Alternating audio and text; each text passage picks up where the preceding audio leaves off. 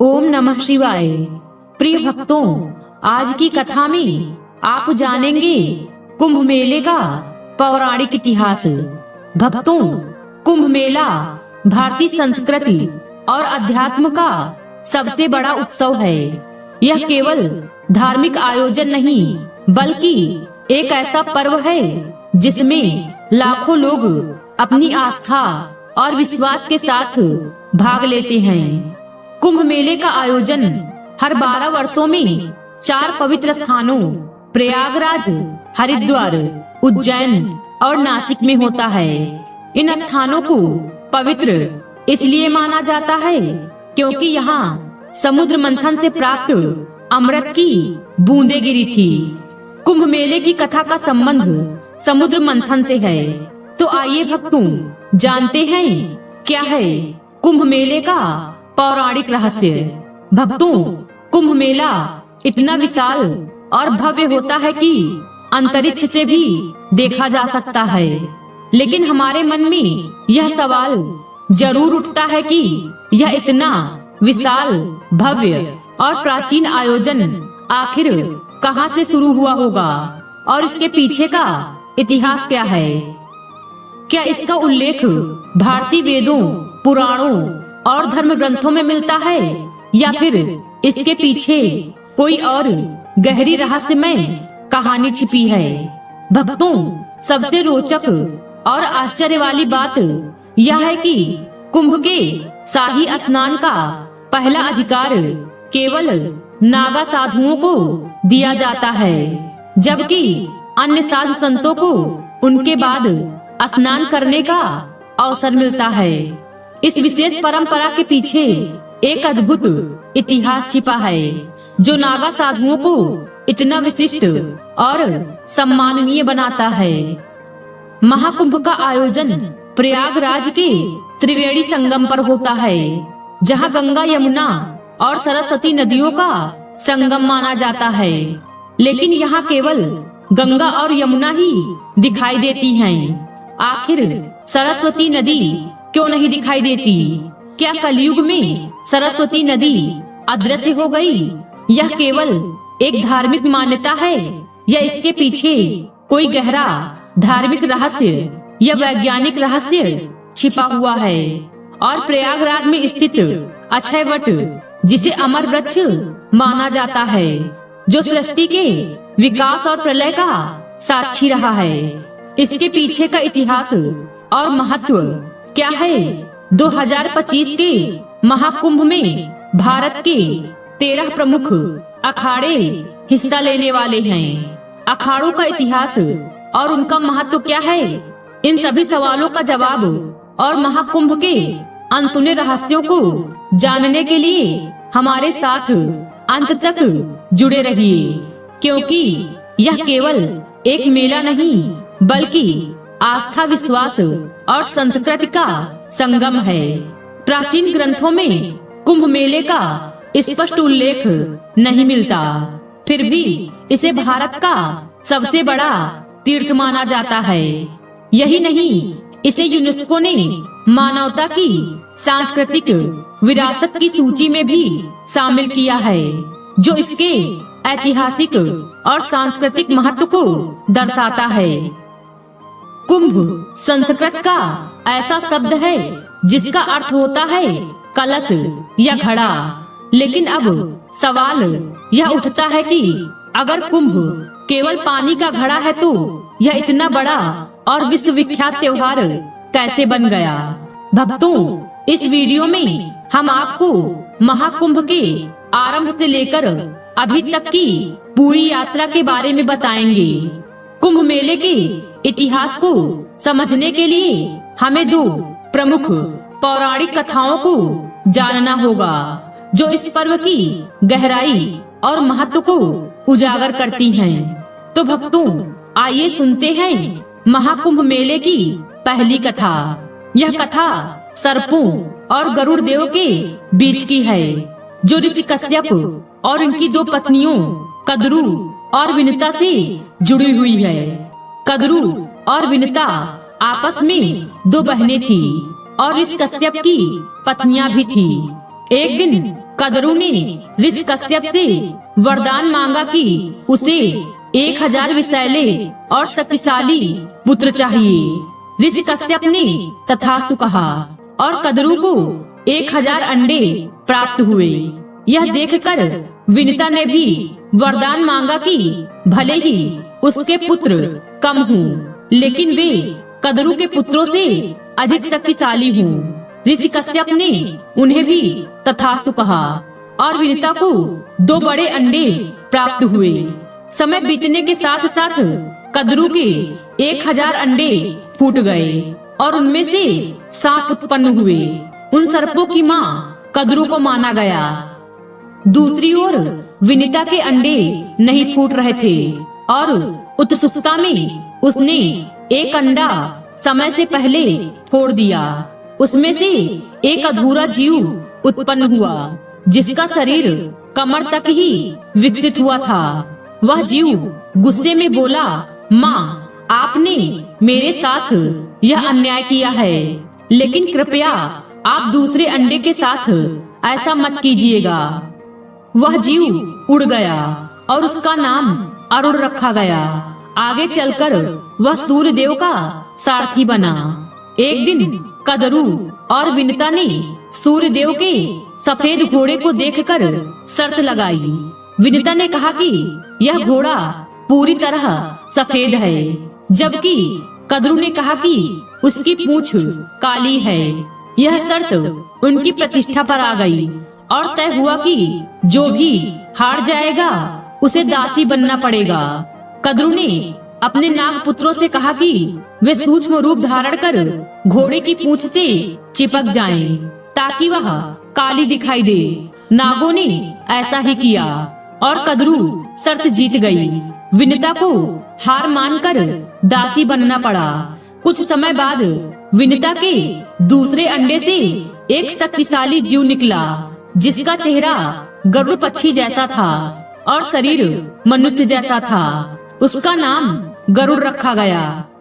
जब गरुड़ ने देखा कि उसकी माँ विनिता, कद्रू और उनके 1000 सर्प पुत्रों की दासी बन चुकी हैं, तो उसने अपनी माँ को मुक्त कराने का संकल्प लिया।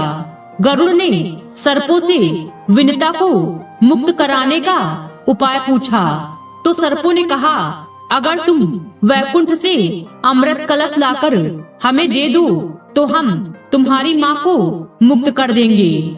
गरुड़ ने यह शर्त मान ली। वैकुंठ धाम पहुंचकर गरुड़ ने अमृत कलश प्राप्त किया। देवताओं ने उन्हें रोकने की कोशिश की, लेकिन गरुड़ अपनी अद्वितीय शक्ति के बल पर सफल रहे।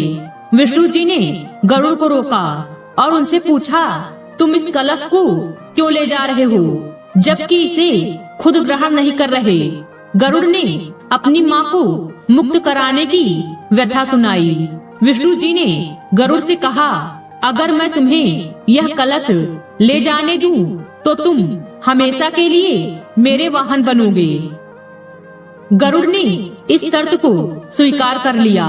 गरुड़ ने अमृत कलश सर्पों के पास पहुंचाया, लेकिन विष्णु जी ने अपनी मायावी शक्ति से अमृत कलश को वहां से गायब कर दिया। गरुड़ ने अपनी माँ को दासता से मुक्त कराया। इस यात्रा के दौरान गरुड़ पर इंद्र ने कई बार हमला किया, लेकिन वे असफल रहे। अमृत कलश से अमृत की कुछ बूंदे हरिद्वार, प्रयागराज, उज्जैन और नासिक में गिरी। यही कारण है कि इन 4 पवित्र स्थलों पर कुंभ मेले का आयोजन होता है।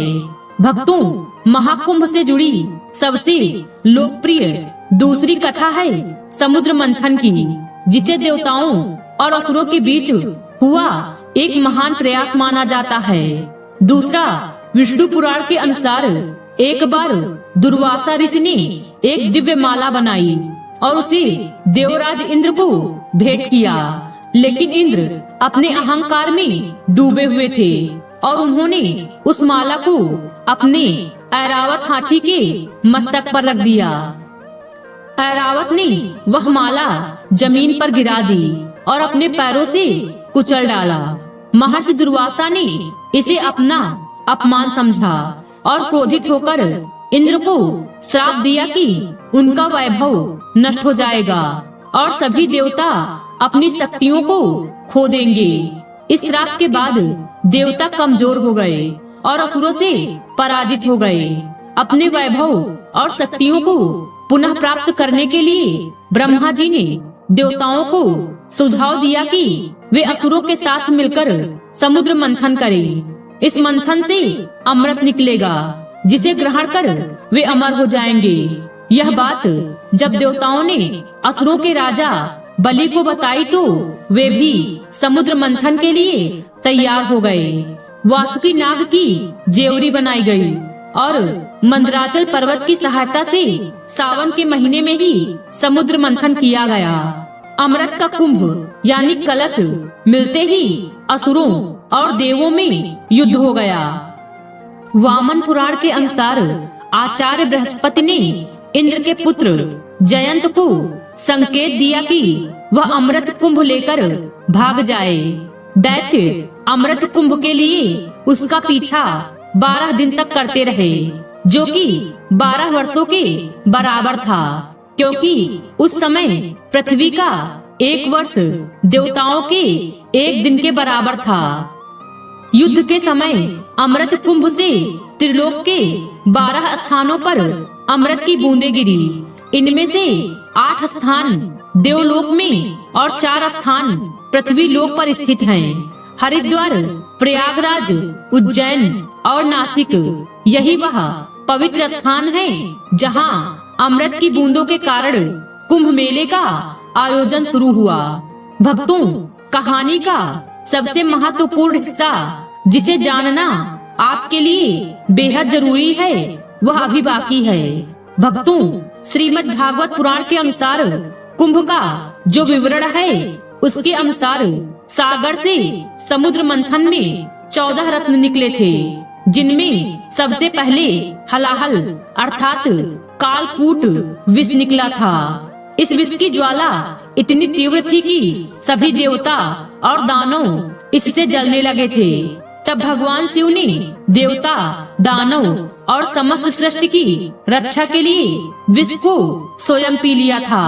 विष की तीव्र जलन के कारण शिव जी का कंठ नीला पड़ गया था, इसलिए शिव जी का एक नाम नीलकंठ पड़ गया। विष की ज्वाला को कम करने के लिए सभी देवताओं और दानवों ने शिव जी को शीतल जल चढ़ाया। इसके बाद उनके शरीर का ताप और जलन कम हुआ।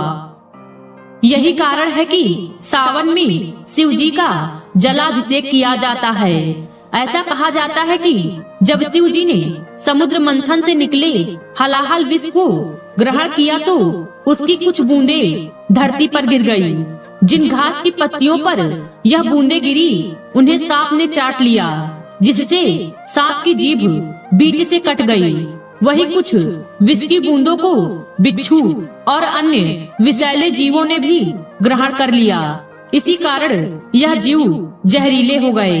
इसके बाद कामधेनु गाय, उच्चश्रवा घोड़ा, ऐरावत हाथी, कौस्तुभ मणि, कल्पवृक्ष, अप्सरा रंभा, माता लक्ष्मी, वारुणी, चंद्रमा, पांचजन्य शंख, पारिजात वृक्ष, सारंग धनुष, अमृत कलश अर्थात अमृत कुंभ निकला, जिसे विश्व मोहिनी बनकर भगवान विष्णु ने देवताओं को पिला दिया।